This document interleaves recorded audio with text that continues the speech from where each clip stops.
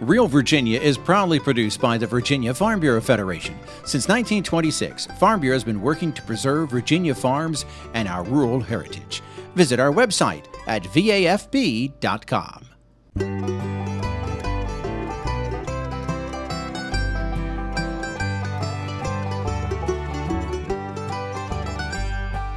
Home will always be Virginia, between the Blue Ridge and Chesapeake Bay, Atlantic to Appalachia,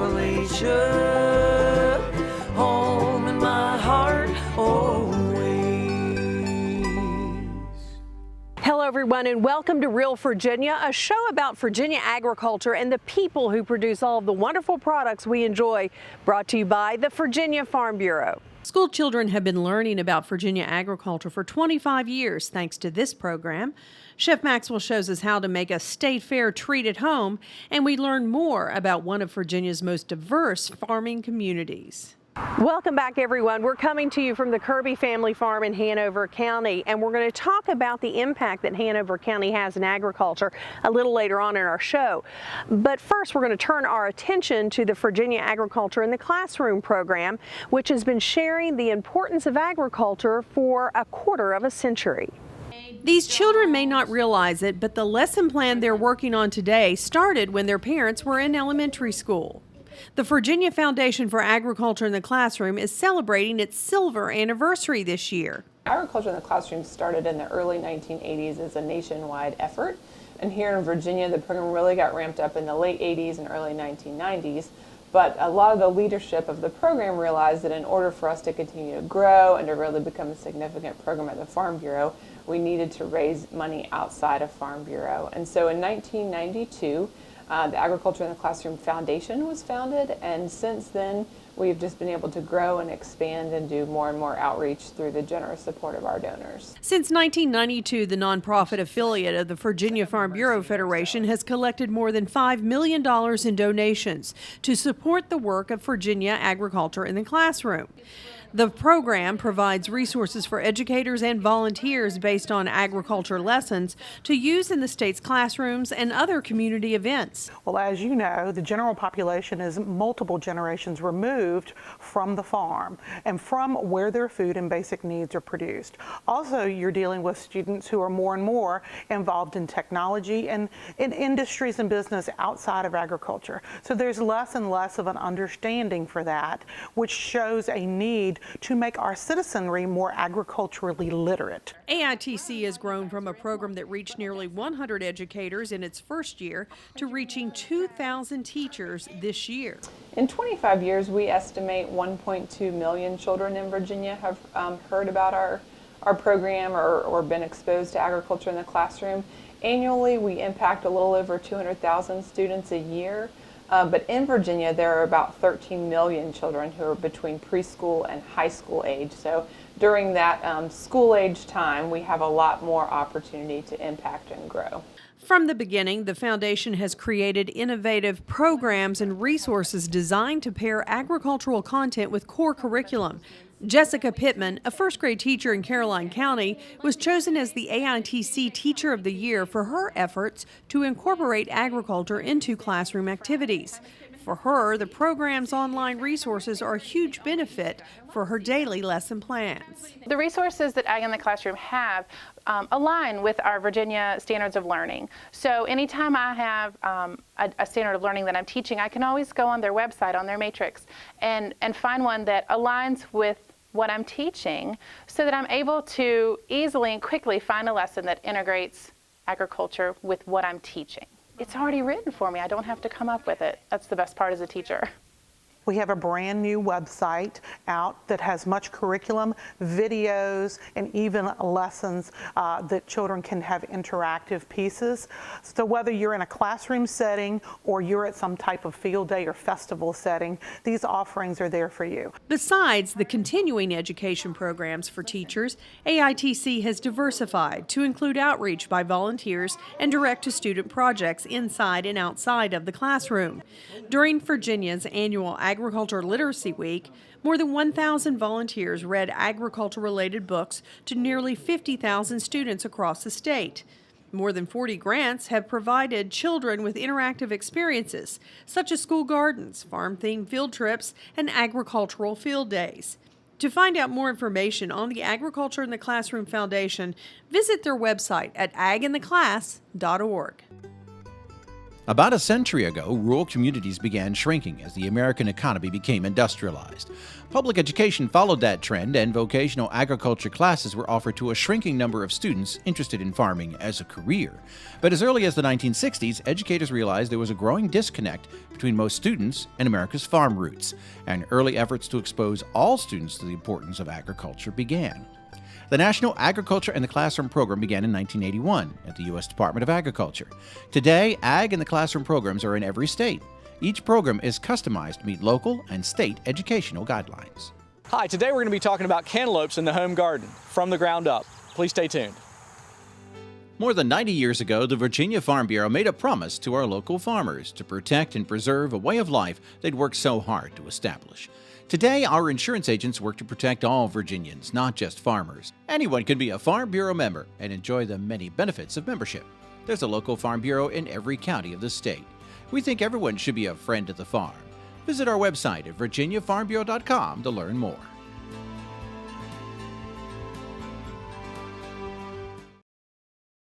Everyone loves the sweet flavor of a melon or a cantaloupe, and today Chris Melons learns from an expert how to raise these summertime treats from the ground up.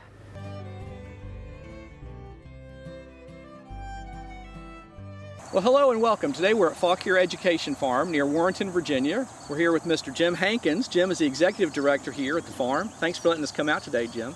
We're going to be talking about cantaloupes. You grow a lot of things here at the farm, and cantaloupes are certainly one of them. Is that a good crop for a home gardener, do you think? Well, everybody loves to have that special sweet treat out of the garden. That's true. Cantaloupe do really well. You know, one thing that you really need to take into account is they're big, sprawling plants. Right. So weed control in that big, sprawling area, you know, first you have to have full sun, you've got to have enough room for it, right. And then you need to keep that ground covered. A good deep hay mulch, hay over top of cardboard will work really well, okay. But I really like this landscape fabric. It's reusable for many years. Rainwater can go through it. My irrigation, I put it right on top, and it allows these plants the room to grow. That makes sense. They really get a head start on the weeds. Yes. And so that's a great thing. And like you said, it's nice that it can be used over and over again. Yes. Well, Jim, I can see you've definitely got some different looking melons here. Tell me about some of these. These are just 4 out of our 15 different varieties. This is one of my favorites. It's a solstice melon. It's actually a kind of small solstice. I've had some bigger than a basketball. Wow. You know, these are the ambrosia melons we were just looking at. Really typical, but a really flavorful melon. Sure. This big crazy looking thing is a banana melon. Wow. It tastes just like a cantaloupe, but you know, it's always fun to try novelties. Exactly. You know, this is one of my absolute favorite. This is called a Crenshaw melon. Okay. It's a very different colored flesh. Let me show you. Yeah. And it is a tasty melon.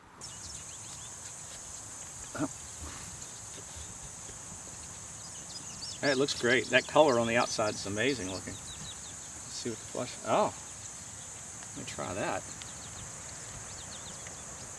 That is very good. Wow. That's very sweet. I love that. Jim, people are always growing different melons, but especially these. How do you know when they're ready to go? How do you know when they're ready to pick? Because it's hard sometimes to figure out. Yep. Wonderful thing about melons is that they are color coded. Most of the times you can see this really nice bright yellow that's on these. Right. But the other thing is whether or not the stem pulls away easily from the plant, okay. from the fruit. It's really easy just to give it a tug. Let me show you. Okay. Well, Jim, these are the same melon, but there's different colors here. Yes. Does that help you decide how to harvest? Well, as I said, a wonderful things about cantaloupe is that they are color coded. You know, you can tell that this one is obviously very green. And you give it another day or two and it will turn this yellow. Okay. But one of the really essential things is whether or not you can pull the stem off of the fruit. Okay. And it really, you know, you give it just the littlest tug, and if it comes away like that, it's ripe. You can see this green one, you tug it, and it still wants to stay there. It needs more time. This plant, or this one, has already just fallen off right here. You know, they just come right off. So that, you know, these are all really sweet melons right here. That is perfect. Excellent tip. Thank you so much, Jim. And thank you for letting us come out here today and see your cantaloupe field. Oh, you're always welcome. Well, for more information about growing cantaloupes in the home garden, please contact your local county extension office and talk to a master gardener. For From the Ground Up, I'm Chris Melons. We'll see you next time. From the Ground Up is presented with the generous advice and assistance of Virginia Cooperative Extension. Visit their website at ext.vt.edu. The State Fair of Virginia starts at the end of this month. Chef Maxwell shows us how to make a fair favorite in the heart of the home. The State Fair of Virginia is known for its family-friendly atmosphere, exciting attractions, and, of course, fabulous fair food.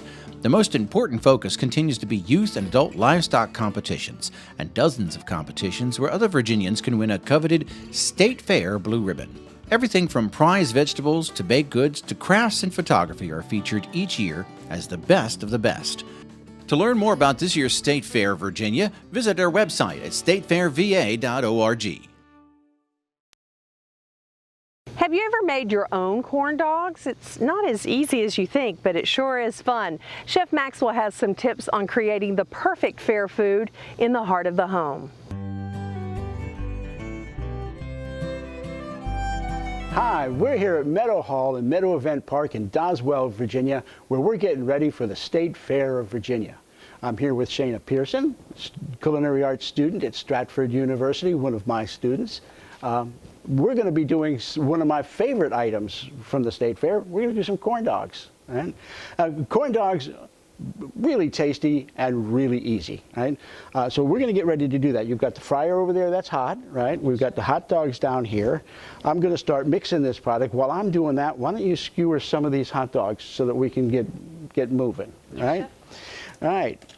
The first thing I'm going to put in here is some flour. Recipes on the website at chefjohnmaxwell.com and on the Farm Bureau website. So I've got the dry ingredients going in first. Some sugar, a little bit of baking powder, and some salt. Now I'm going to stir this up good, get it all mixed. Now when we're working with baking powder, we want to make sure that we mix the dry ingredients first and then add the wet ingredients, because the wet ingredients will start to activate that baking powder and cause the product to rise before we're ready for it. All right, so I'm going to crack an egg in there. Right. I'm going to add some milk in there. Right. And because I'm using flour, and I want to make sure that this is a nice tender batter, I'm going to put a little bit of vegetable oil to act as a shortening. That's why it's called shortening, is because it shortens the gluten molecules and makes sure that the finished product is tender. Right? So we're going to mix this up.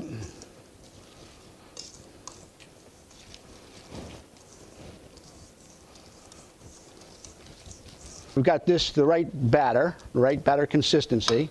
I'm going to take a tall container, and I'm going to put this into that so that we've got some way to dip our dogs.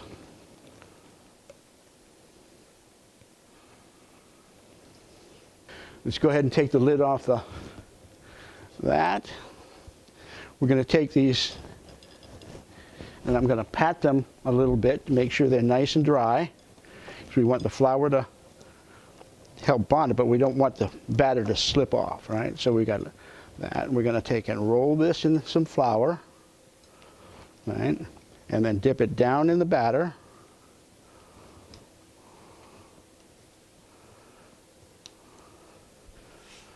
All right. And drop it down into the fryer. All right. So one of them is doing. And we'll get ready to do another one.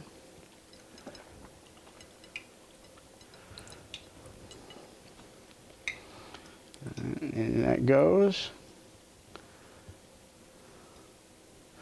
I'm just going to put 2 of them in there at a time because this fry is kind of small. You see how it popped up and started to float? Now it's going to cook on one side faster than it cooks on the other side, and when the bottom side gets nice and light from being cooked, they should turn themselves over. We'll see what happens. We've got 2 of them are ready to come out. All right? So go ahead, Shayna, and pull those 2 that are done out, and let's put them on that paper so that they'll drain off a little bit. And now there's room for a couple of more. All right. And we have a few people standing around here waiting for us to be finished with these, so we'll make sure we have enough for everybody.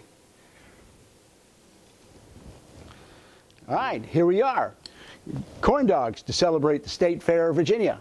This is a great recipe for you to do with your kids before the State Fair to get them all primed up for what's going on, and you can save a little bit of money, but this is a great recipe to play with your kids.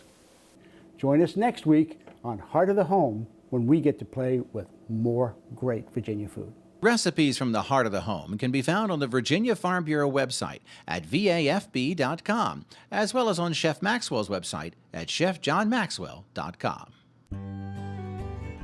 Many of the iconic fair foods we enjoy today became popular more than a century ago at major national and international expositions. Cotton candy, for instance, is said to have been introduced at the 1904 St. Louis World's Fair. A number of other American food specialties, such as the hamburger and iced tea, were also said to have been introduced then, but historians have documented those food items were served as early as right after the Civil War. Today's unique fair foods include deep-fried treats such as pickles, chocolate bars, and Twinkies. It's now customary for a new fried food sensation to appear each fair season. You're going to need me. You're going to need us. All of us.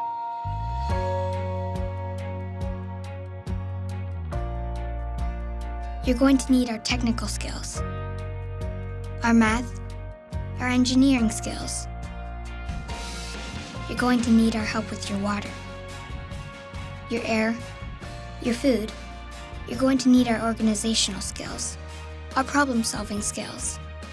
You're going to need our determination, our honesty, our compassion.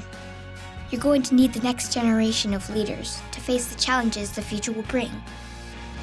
And we promise we'll be there when you need us.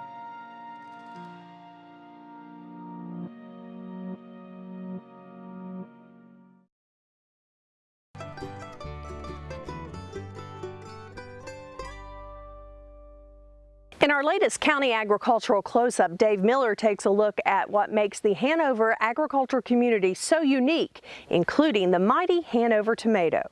Located just north and east of Richmond, Virginia, Hanover County has some of the best vegetable growing soils in the state. Like most of early colonial Virginia, the first crop raised here was tobacco in the late 1600s. Famed Revolutionary War firebrand Patrick Henry was born here, and Hanover County was the site of many Civil War battles. Edmund Ruffin, a prominent Hanover planter, agronomist, and Confederate activist, was also known for his pioneering methods of crop rotation and soil enrichment.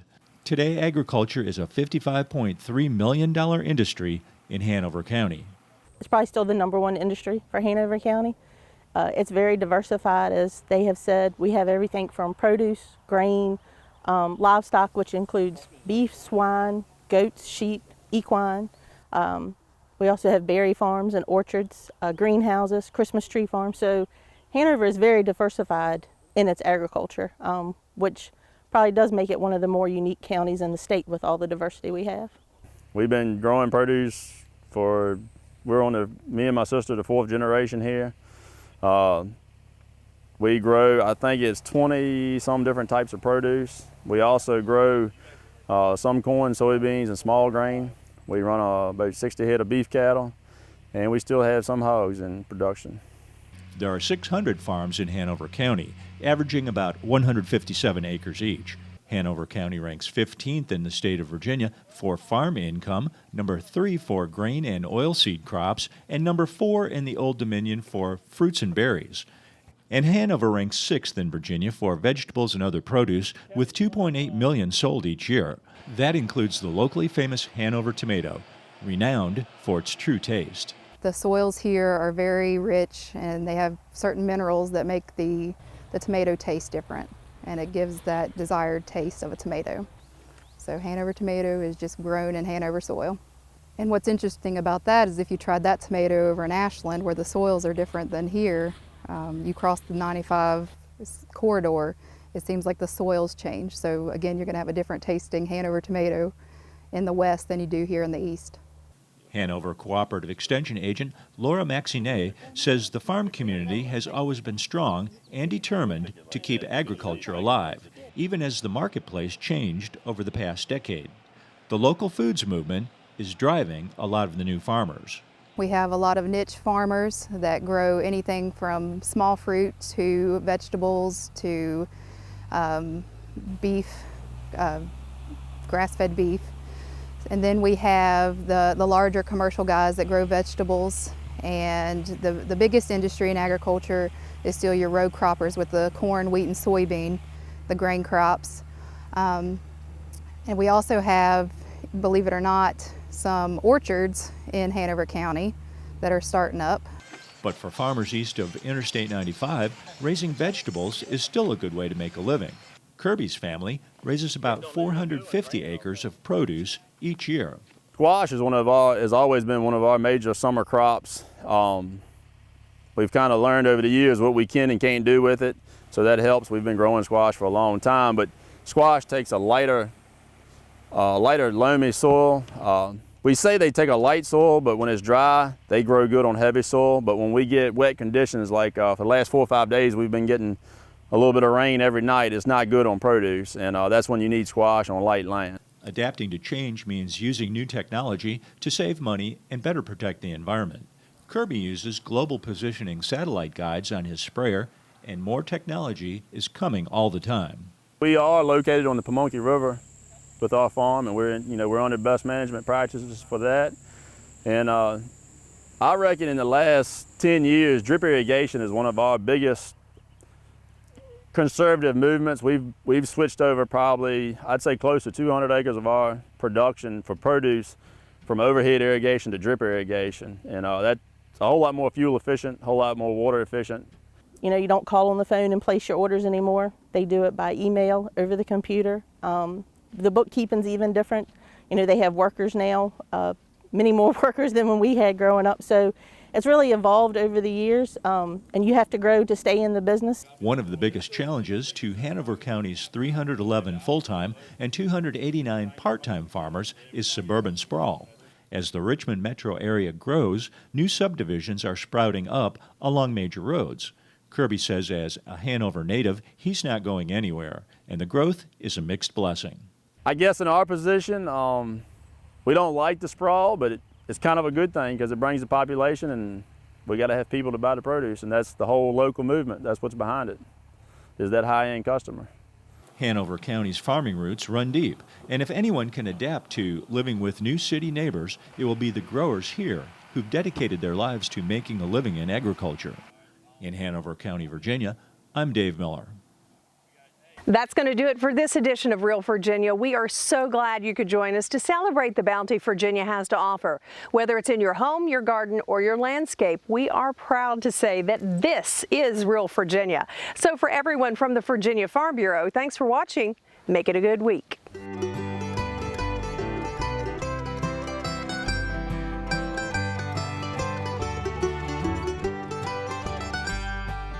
Home will always be Chesapeake Bay.